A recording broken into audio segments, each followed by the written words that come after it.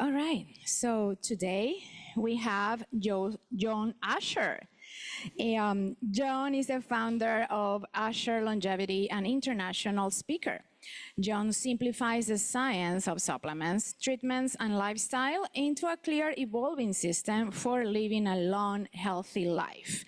And today he's going to be talking to us about enhancing age reversal, my 220 action items. Please welcome John Asher.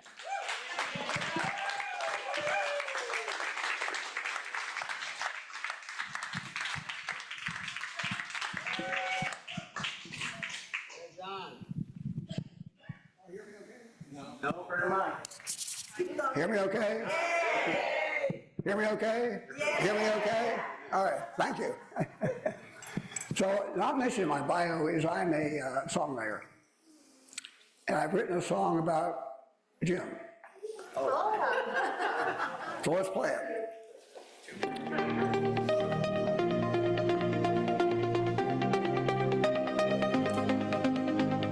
James Joel stands, a spark in the night, building dreams with eternal light. For a decade strong, his voice won't fade. A global roar, the path he's paved. Science meets the soul, breaking chains. Life unending, coursing through our veins. Forever rising, we won't fall. James Strong's calling, hear it all.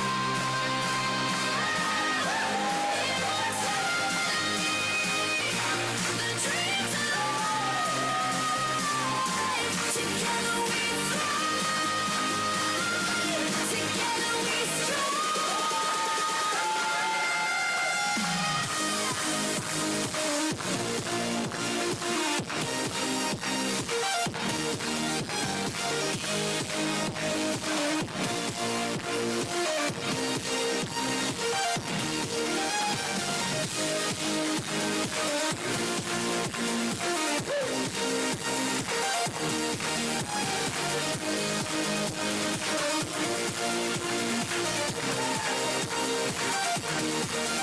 He's a builder, a weaver of ties, a vision cast beneath endless skies. Words that soar, hearts that ignite. The future's bright, eternal sight.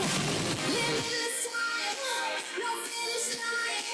Our spirits shine, divine design. One voice echoes through space and time. James Strong leads the climb to the horizon. We won't fall. James Strong's together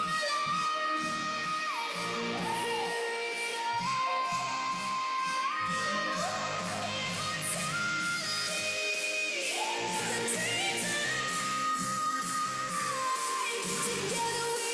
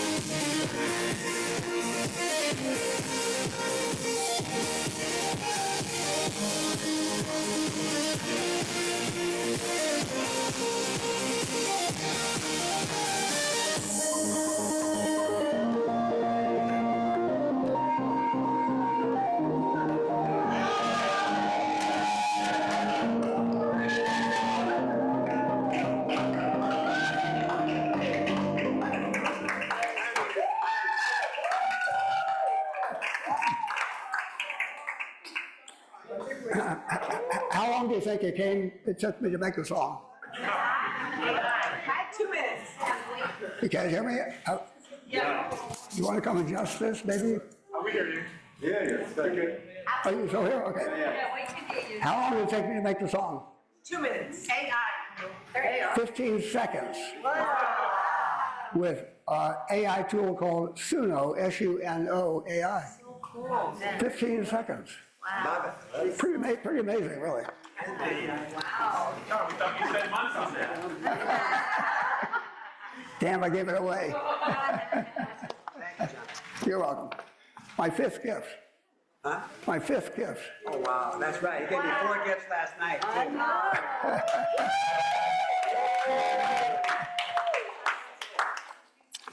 too. So, raise your hand if you're a biohacker. Who's a biohacker? Well, the term hacker has a negative connotation. It means you're hacking in somewhere where you shouldn't be. Yeah. Biohacker means you are the CEO of your own health. And you are doing whatever it takes to enhance your health and longevity. Technologies, protocols, supplements, whatever it is. So now, let's vote again. Raise your hand if you're a biohacker. We're essentially biohackers anymore. So at the last RadFest, I was asked, don't tell everybody what to do, just show them what you're doing. Yes. And so I made up a presentation for RadFest. It actually took me about a month. And in the end, I had about 300 action items. I said, I got to shorten this down. The best I could do was get it down to 220. Now, for the big picture, hold up your handouts. I'm going to explain what we're going to do with them. So we do workshops, half day, full day, usually for companies. And this would be an example of what a participant in the workshop would walk away with action items. So let's take a quick look at it. It's not what I'm recommending you do. It's just what one person decided they were going to do. And what we want to do today is come up with our own action items. And if you flip over to the other side of the page, there's your roadmap. There's your list of action items. So every now and then I will stop and suggest that you put an action item as appropriate on your list. Go to your second handout. This is a longevity pyramid that many of you have seen before. Yeah. This is the latest version. And the way it works is the bottom row is fundamental. You'll recognize it all. And if you do it well out there to the right, you can see you can gain 8 years. And that's just not based on epidemiology studies, observational studies. It's real clinical trials by the FDA or other organizations. As you age, you can see up the left, 20s, 30s, 40s, 50s, add more things. And then out to the right, there are the years you can gain. Those years are cumulative, they add up. So take the average age of 76, add all those up, that's how you get to 112 out there in the top right. So when we show this to David Sinclair, show it to George Church, show it to Peter Diamandis, any of the gurus, they'll say, you got it. You've actually put it all together in an organized way, showing people what they need to do at what age they need to do it. And then you can see on the top left, it is never too late, despite your age, to go back down and pick up stuff you're not doing. It's never too late. An example would be, if you're in your 60s and you're mainly eating ultra-processed foods and you shift to the Mediterranean diet, just that gives you 8 years. 8 years from that one activity. Get rid of the hyper-processed foods, shift to the Mediterranean diet, even in your 60s. So this is essentially the pyramid. Now, go to the next handout. I've kind of blown up the bottom row, and it looks like this. The top of it says 6 longevity fundamentals. So there's some additional information about the top row. Would you bring me my water, please?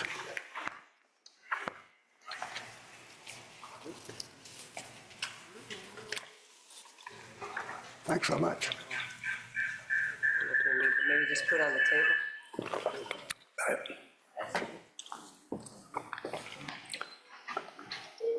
Now look at the little green box out on the right. That's the problem. Only 1% of US adults are doing essentially everything on this page. Go to the back page, the opposite side. A little bit more information about the rest of the pyramid. So the other side of this looks like this. One side says longevity fundamentals, the other says advanced techniques. And there again, you can see that only 1% of US adults are doing this. Now go back to the pyramid for a second. I'm essentially doing 95% of this 90% of the time. My wife is doing maybe 75%, 70% of the time. I'm trying. Within these 18 segments of the pyramid, there are 51 action items.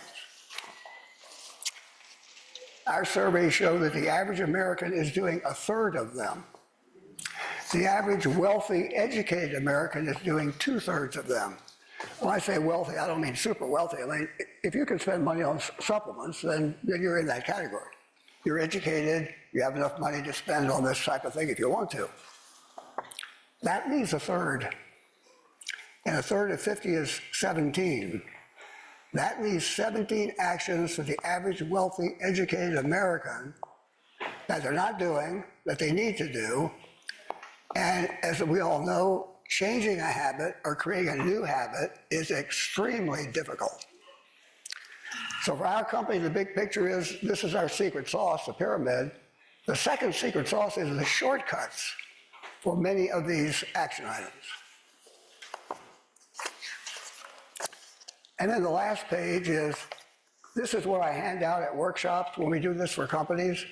So if there's any, and of course you all can have any of this stuff you want to as well. It's not a sell sheet, it's just extra information other than what I'm gonna show. So if any of you want any of this stuff, just fill it out, give it to me before I leave, and Amy, my assistant, will send it to you. All right, so let's take a look at the slide deck.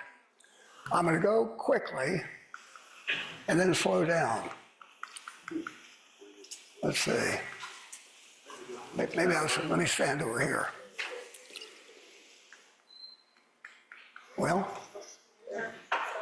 They're doing something. Okay. All right, here we go. Now, the reason I've been a biohacker for probably 30 years is I have 3 bad genes and a bad family history. I'm fairly unusual, but this is why I got into this a long time ago. So first, I have the most dangerous APOE gene, 4.4. So the APOE gene is called, nicknamed the Alzheimer's gene.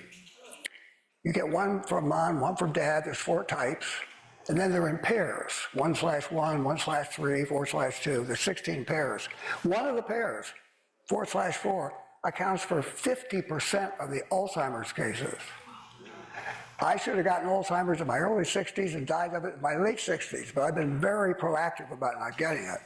That's my first bad gene, and this particular gene also causes you to be much more susceptible to CVD, cardiovascular disease. I also have the bad BRCA gene. This is the gene that women get concerned about because it gives you a higher incidence of breast cancer, ovarian cancer, actually colon cancer and pancreatic cancer as well. And you'll see a lot of women who are wealthy will do a prophylactic double mastectomy who have this bad gene. But we men can get this gene too. So not only am I more susceptible to those 2 cancers, 2 of the 4, but also higher risk of CVD. And then one of the lipids, like LPL, HDL, triglycerides, is called LP(a). And LP(a) for me is way elevated. And there's nothing you can do to lower it today. There's a couple of drugs under development to lower it, but today there's nothing you can do about it. Well, I've got these 3 bad genes, which is essentially why I've been a biohacker for 20 years. I'd be dead if I wasn't. And I also have a bad family history. So both my grandfathers died early of a heart attack, and my father died of a stroke. So I've got 4 things, 4 strikes, essentially, so to speak. And if you have a family history of CVD, you're in either moderate or high risk. So those who have a family history of CVD, about half of you either have moderate or high risk, both of which are bad. I have moderate risk, and the reason I don't have high risk is I'm taking 5 heart drugs. Not because I need them, because of something going on, or high lipids or any of that stuff, just to make sure I'm never gonna have a heart attack or a stroke. So now let's look at some of the problems. This is the NIH definition. that is reaching 70 with no major diseases, disabilities, etc., and in pretty good health. Who wants to guess? What percent of US adults get there? Huge database in Medicare. We have a ton of data on this. What percent of US adults get to 70 with no major diseases, disabilities, etc.? 19%. 9%. I thought you said 19. I was doing what you said yesterday. I'm trying to look smart. So only 9%. Wow. Which is really, really crazy when you think about this. Only 1 in 10 US adults actually gets there. Here's something else of interest. The health span, we all know what it means. That is having good or bad health. So your health span essentially means you may live a lot longer, but you would like to have that with great health. So health span means how long are you living with crappy health? It's been measured in all 183 countries. Guess which country is the worst, has the longest? The US is the worst of all 183 countries for a health span. Now, part of it is we have great medical that keeps us alive a lot longer. But raise your hand if you want to live a lot longer with crappy health. No, hardly anybody wants there. Nobody wants to get there. Here's some other discouraging news. Every year, the Gallup organization goes out and asks the 22, all of us, like just regular people, does a survey of the 22 professions, architectural, engineering, medical, etc. Which one do you trust the most and trust the least? This year, the medical profession trusted the least of all professions by Americans. And it's typically because medical has been taken over by private equity firms, where it's all about profits. And so you may get a 15-minute meeting with your PCP once a year. And if you're average and need a referral to a specialist like a cardiologist, it'll take 47 days to get that meeting. Yep. If that isn't bad enough, you would think our lifespan at least would be top in the world, but it's nowhere near that. There are countries in sub-Saharan Africa that have longer lifespans than we do. So here's how long people live. You women outlive us by 6 years. Depends on what state you're in. Roland Park is a suburb of Baltimore, mainly minorities. And downtown Baltimore, mainly minorities, and white-collar people, mainly in the suburbs, Roland Park. Imagine a 20-year difference in lifespan. Yeah. Who wants to guess? What's the crime is part of it, but what's the main reason? It's actually money. That means they cannot afford natural foods. Essentially, they have an ultra-processed food diet because they can't afford natural foods. It's really the reason. And then the Spanish and Italians outlive us by a decade. Japanese women outlive us men by 14 years, just on average. All right, we had enough bad news? All right, so you all have heard this term, longevity escape velocity. So when by what you're doing, at the end of the year, you've actually increased your lifespan by more than 1 year, you've achieved longevity escape velocity. I think I achieved it in 2019. Most of the founders of our company have attained this as well.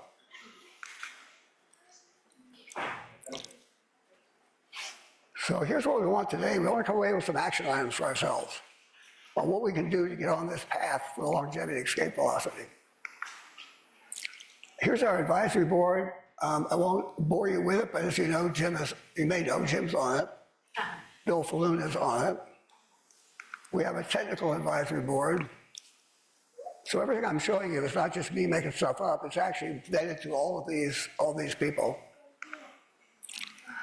And there are at least 7 or 8 new technologies that we're on the cusp of seeing these. Each one could give us another decade, pretty much. So first is young plasma. I'm sure you've heard about young plasma. Whoops, I went too fast, sorry.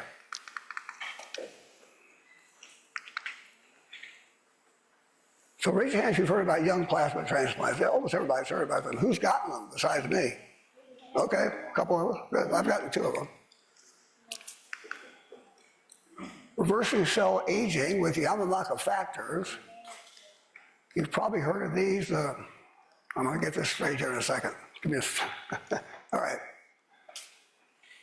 ChatGPT, the founder, Sam Altman, recently looked at the 4 Yamanaka factors and said, I wonder if I can increase their efficacy with AI. He increased 2 of the 4 by times 50. 50 times as powerful. Pretty amazing. And then this IL-11. By the way, if you take 3 supplements, resveratrol, curcumin, which most of you probably take, but also lutein, L-U-T-E-I-N, you totally block this protein.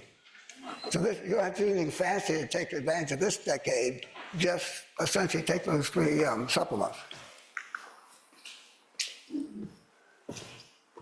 Some of you may have seen this from Bill Fallou's RADFest presentation. So we all have, a way to think about our body would be our organs, our hardware, and our DNA is our software. It's kind of a way to easily think about it. And our DNA strands can get broken. Bad air, bad water, heavy metals, all kinds of reasons can cause them to get broken. But our body has a DNA repair mechanism that can fix them. The Greenland sharks, the reason they live 500 years, much longer than us, is their DNA repair mechanism is 10 times as strong as ours. And scientists are on a roll to figure this out and develop a drug or a vaccine for all of us to take advantage of this. The Clotho protein is another decade worth. Most of you probably heard about the study of the dolphins in the East Coast and the West Coast, and one of them outlived the other by a decade, and they figured it out. It's a fish to eat. And this supplement now gives us that benefit of the new fatty acid 15. I'm taking double the dose, by the way. And then if you're taking both metformin and rapamycin, you may have seen the last Life Extension magazine just this last month. Metformin's worth 6 years. And we all know rapamycin probably worth more than that. So I'm just saying they're worth a decade. Some other increases, just being an optimist about in life as opposed to a pessimist is a decade all by itself, essentially. Having this upbeat view of aging, which we all have, is another almost a decade. Strong social network. Dr. Fahey, one of the guys on our advisory board, has got this pretty much figured out now. I mean, I don't have a thymus gland anymore. It shriveled up 14 years ago and died. But I'm taking a peptide, thymosin alpha-1, to replace it. And here's some decreases in all-cause mortality. Half the people in our country, adults, have high blood pressure, and most don't know it because you don't feel anything. There's no symptoms. But if you can get it down, big decrease. Also, both cardio and strength training gives you a big decrease in all-cause mortality. Having vitamin D, Life Extension's been beating us up about this for at least 20 years. And for men, making sure your testosterone levels are at the level recommended by Life Extension. Not the normal levels, the average levels, but the levels recommended by Life Extension gives you another huge decrease. And then a few other things. Most of you are familiar with all these.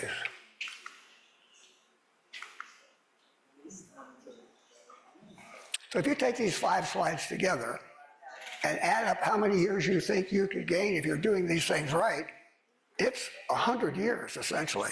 Now, some of these techniques may be concurrent or overlapping, obviously, but still, that's a lot of evidence here that we really can reach immortality if we want to do the right things. We're willing to do it. And the average health span in the US is 63. That is when people start getting heart attacks, etc. And so if you could live to 100 by kind of following our pyramid or your own pyramid, you can gain at least 24 years of lifespan and a whole bunch of years, 37 years of health span, as opposed to the average person. Here's why you women outlive us by so many years.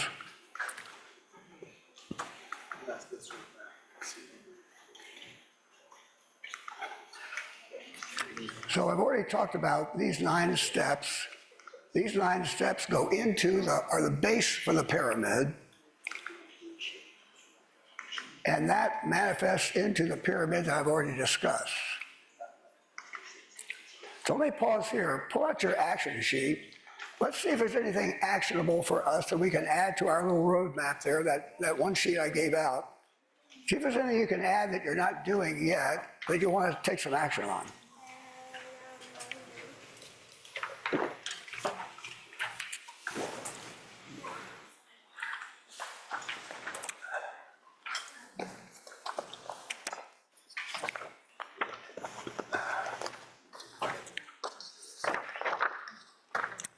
So this is the sheet. So this one right here. It's the back side of this one.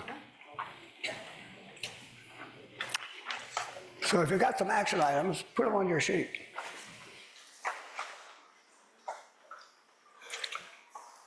Again, sit and get's all fun, but let's walk away with a roadmap with some action items for ourselves.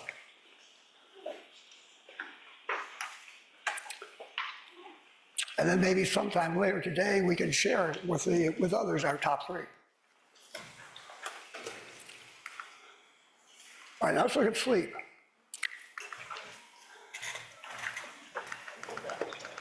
Here are all the techniques to get a great night's sleep. And you can see there's a lot.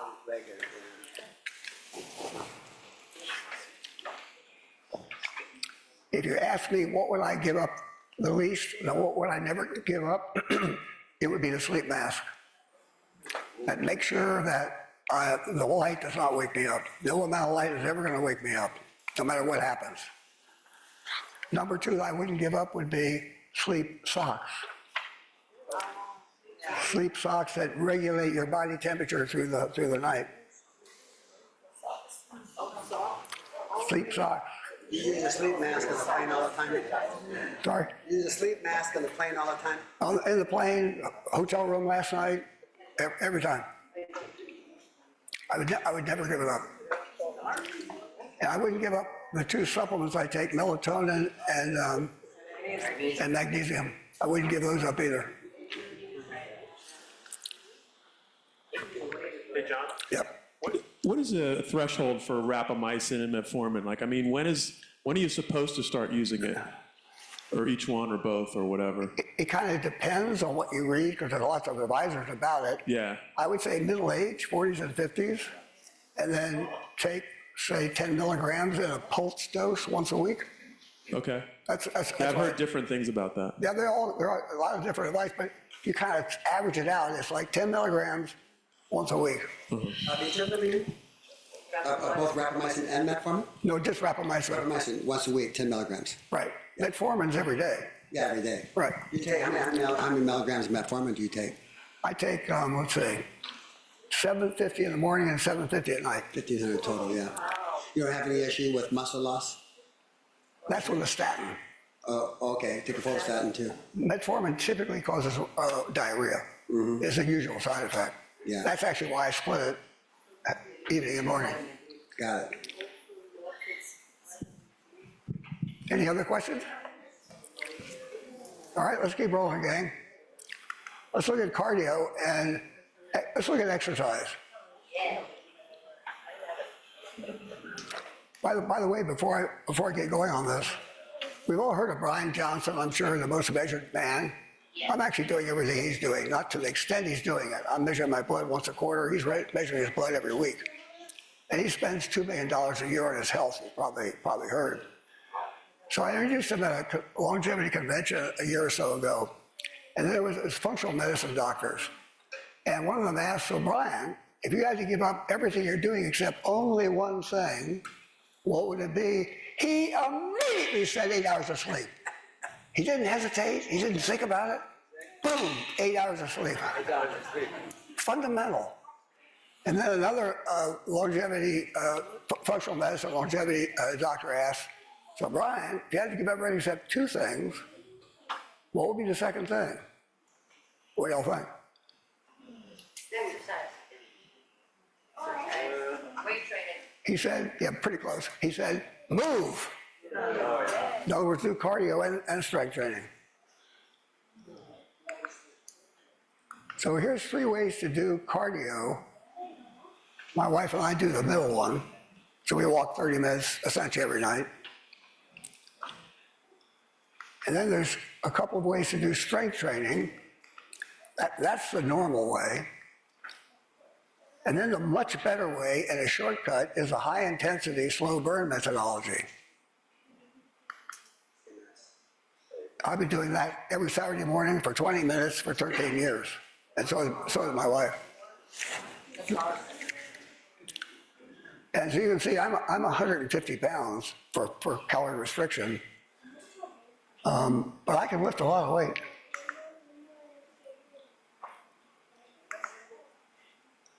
So I can do 350 on the pull down, 260 on the leg press, just from 20 minutes, once a week, that's essentially it. All right, let's look at diet next. I'm sure we all know the dangers of the hyper-processed diet or the ultra-processed diet. The latest studies show if your diet is only 20% of that food, you have a catastrophic effect on your longevity. Only 20% of packaged foods. So the bottom line is just don't eat it. If you have to read the ingredients, don't eat it, essentially. So here's all the kind of, this is when I'm about to eat a food, this is what I'm thinking. Is it high volume? Is it high nutrient? And is it low calorie? If it meets those 3 tests, I'm gonna eat it. If it doesn't meet them, maybe. Or not much of it. John, what does that mean, high volume? What does that mean? Like greens. Greens. Green. High volume of what? Food. A lot of food. A lot of food. I mean, protein, carbohydrates, greens, fruits, etc. So between that window of 8 p.m. to 12 noon, you're not eating, but after that, but in between that window, you're eating high volume. When I'm eating, which is between 8 p.m. Say between 12 p.m. noon and 8 p.m. at night. So I'm fasting and rest. This is what I'm eating. So mainly vegetables, fruit, lean protein, basically. A lot of fish, beans. So what is the difference between the regular Mediterranean diet and the Japanese? More fish. More fish. And sea-based vegetables.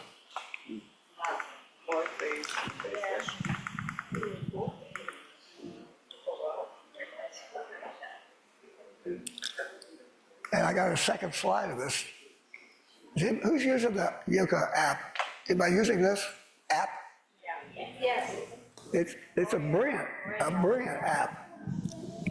So you download it, and when you're going shopping, you put the barcode of the food on it. Yeah. It gives you a score from 1 to 10 on how good it is for you. It shows you how many calories, how much saturated fat, how much salt, etc. And if it's a crappy food, it recommends better foods. And most of you probably know that protein bars are good for us or not. No. Like they get like a 2 or a 3 on the Yuka app. Free, highly recommended. There's one protein bar at Trader. Oh, sorry. There's one protein bar at Trader Joe's. Hello? There's one protein bar at Trader Joe's that rates high. I think it's 70 or 80% on the Yuka app. It's the only protein bar I've been able to find. Huh? No, Barabells is not good. I used to do that. I'll text it to you. I can't remember off the top of my head, but I'll text it in the WhatsApp group. Great. And I have a whole second slide on food and the limits for almost everything you can eat.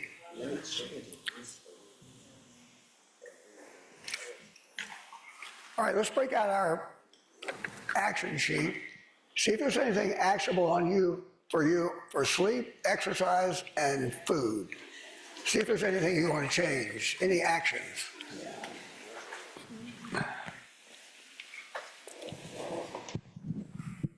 What about mercury and the increase of fish, more fish? That's always been a concern.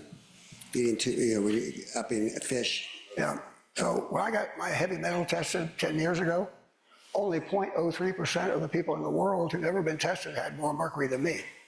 It was mainly because I was eating a lot of tuna and swordfish, the highest level on the carnivore scale. And so I started taking Pectaclear at Life Extension's recommendation. So I got it way back down. Oh, okay. Yeah. Pectin. Pectaclear, P-E-C-T-A-C-L-E-A-R.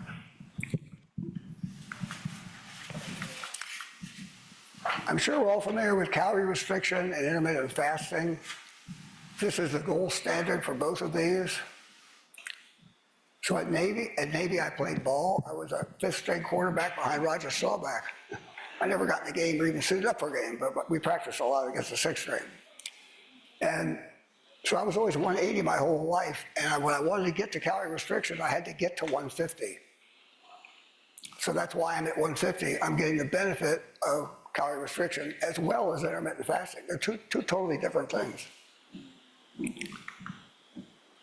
Here's dental health. So I just put this in here because 20% of US adults have periodontal disease. Yeah. Limit risky behavior. As you see these ways to limit your risky behavior, you'll probably recognize that this is mainly women or men?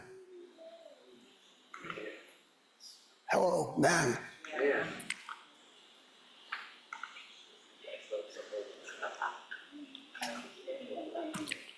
So I used to be a big skier, but now that I'm 84, am I doing black runs anymore or moguls? No. It's not like I can't do them. I just don't want to take the chance of hurting myself. Here are some ways you can limit your stress and how you can benefit from each one of them, or at least some of them. And this, of course, is a current controversial subject, but these are the doses of the vaccinations that are authorized for men. An example would be if you've never had the shingles shot, you need to get it as soon as possible. I've got two friends who were out of work for 6 months when they got shingles. It's that bad. So you really don't want to get shingles. And then these are the cancer screening tests.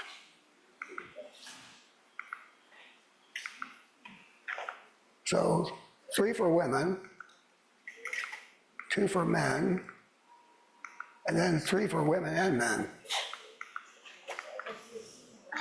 And then in parentheses, the age when you should start the screening.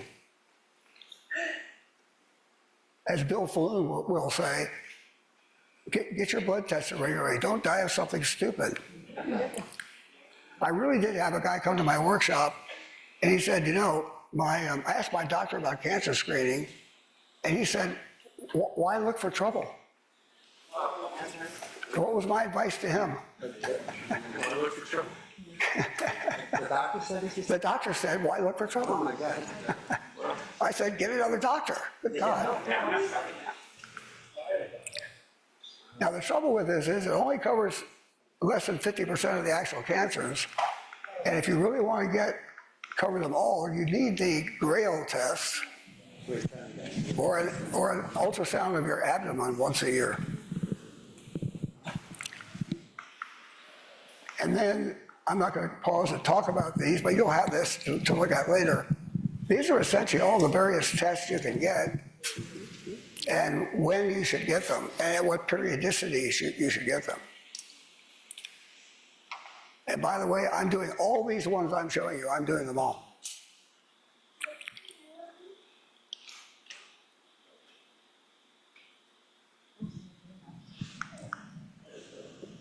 Again, here's Bill Falloon's statement, don't die of something stupid. Okay, we're on the home stretch here. These are the peptides that, the treatments I'm taking and how many I have taken them, or for how long I've been taking them. In other words, I've had the hormone replacement of testosterone, obviously, the peptide, like the thymosin gland. I've had 5 exosome treatments because of my susceptibility to.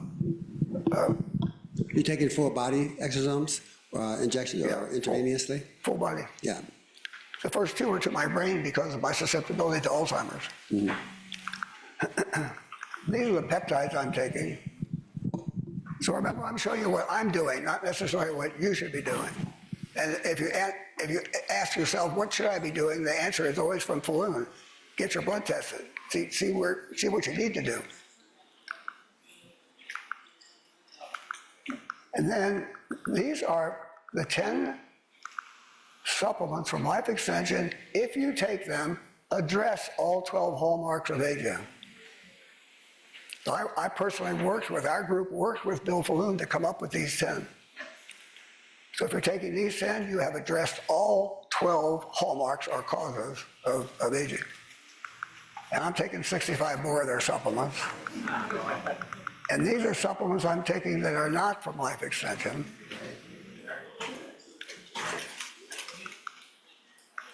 And then I'm taking these 3 drugs to keep my blood pressure under 110.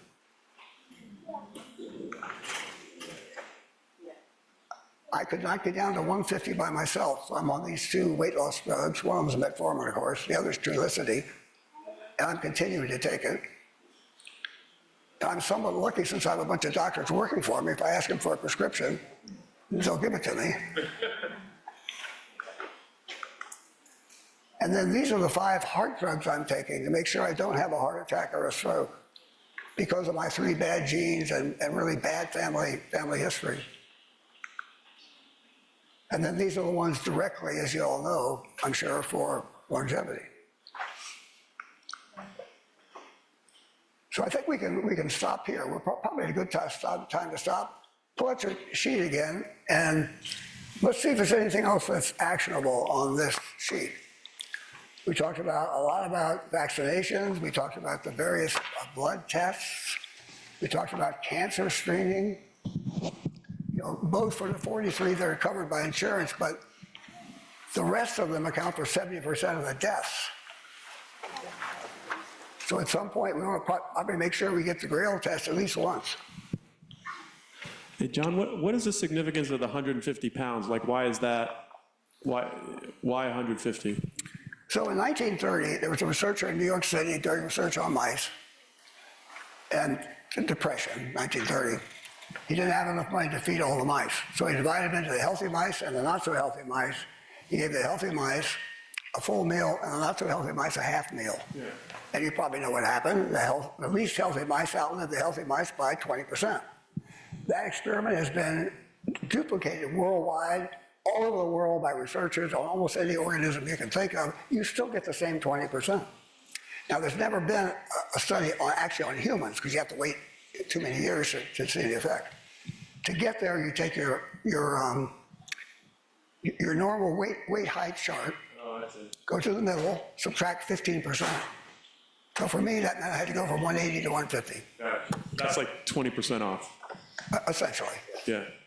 Yeah. Any other questions, gang? No?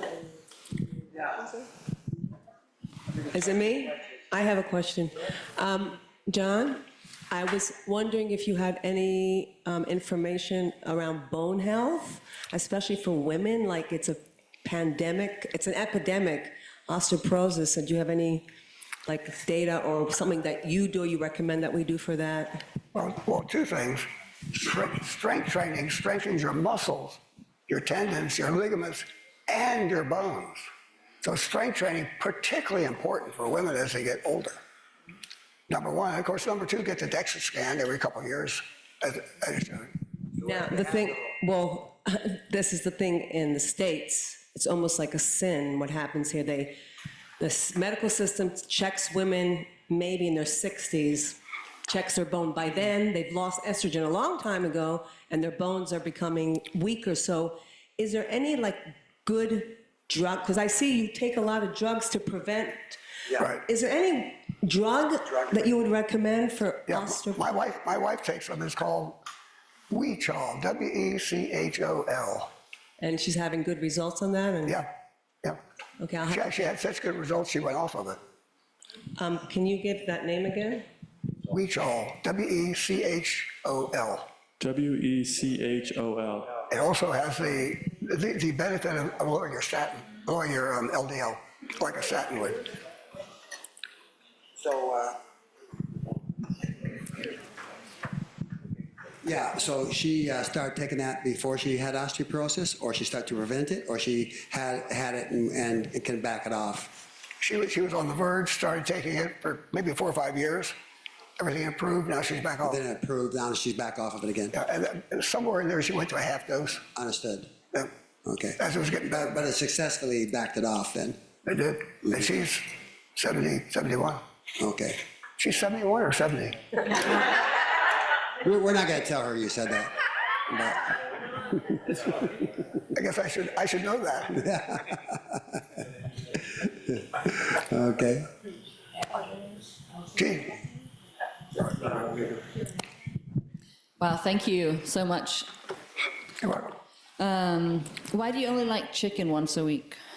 That's my question. Well, I mean, what you really want to do when you see the latest studies on diet is you want to emphasize fish, other seafood, beans, lentils, et cetera, all of that family, and cut down on red meat, which is pork, lamb, and beef, and also cut down on chicken. And it's not like I don't like chicken. I love chicken. But that's just, we're doing that because of all the guidance. Okay, thank you. So do you recommend cycling between mTOR and autophagy? So mTOR is your building phase and autophagy is your detoxing. So as you're like during the month or during the week, or like 1 week autophagy and 1 week mTOR, do you do anything with cycling? I don't. Although I know about it, I just haven't gotten there yet. Oh, can I add? And for me, I think at my age, probably autophagy is more important. Yeah. A great person on that is, I just forgot her name. The one in California. I'll remember her name, I'll get back. Okay, yeah, email it to me, please. Yeah. Oh. Cat.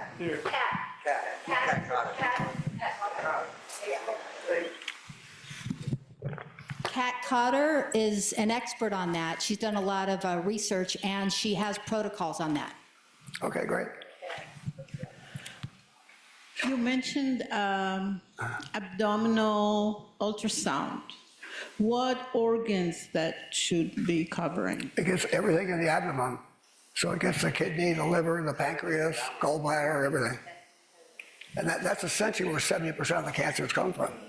So ultrasound can uncover cancer, or you need more? So what you're looking for is any abnormality from an ultrasound, and then you would go to, if you found something, you go to an MRI or a CT. Okay, thank you.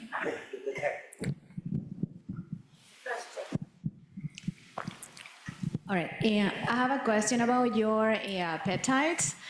How do you cycle the BPC 157 and the ipamorelin? Well, I got there by, blood tests, and my functional medicine doctor, which is one of our group, essentially said, here's the peptides you need. You need, your thymus gland's gone, so you need thymus alpha-1. You could use more support for your strength. And I think that was BP 157. Anyway, there's a specific reason for each one of them. But for how long do you take them, and how do you cycle them? There is a cycle to them, and I don't know off the top of my head. Okay. But there is a cycle. And what's your take on GLP-1s for longevity? For which one? GLP-1s? GLP-1s. Well, no, it's not Ozempic. Tirzepatide and semaglutide. I'm on one. Trulicity. Oh, that is? Yeah. In my view, if you're seriously overweight, you are a walking time bomb for a heart attack or a stroke. And so who cares what the side effects are for the damn weight loss drugs? Get on one and get down. Yeah, but for anti-aging, do you believe, or do you have like some kind of, do you think they work for anti-aging, basically? What works? The GLP-1s, the tirzepatide, or the semaglutide? I'm not qualified to answer. I don't know. Okay, thank you. Put it on that extra sheet I gave you. If you have any questions, I have a bank of doctors that work for me. And so any questions you want, just write on that sheet, give it to me, or one of y'all can fax them, scan them to me, and one of them will get back to you. Very good. All right, gang, thanks so much. Joy be with you all again. Thank you, thank you, thank you. Yeah, hey, John. Yeah, I was going to tell you, so you can catch your plane on time, but you're amazing. I mean, this information and with the research you've done and what you're doing for yourself is phenomenal. Thank you. Thank you. Thank you, thank you, thank you all, thank you.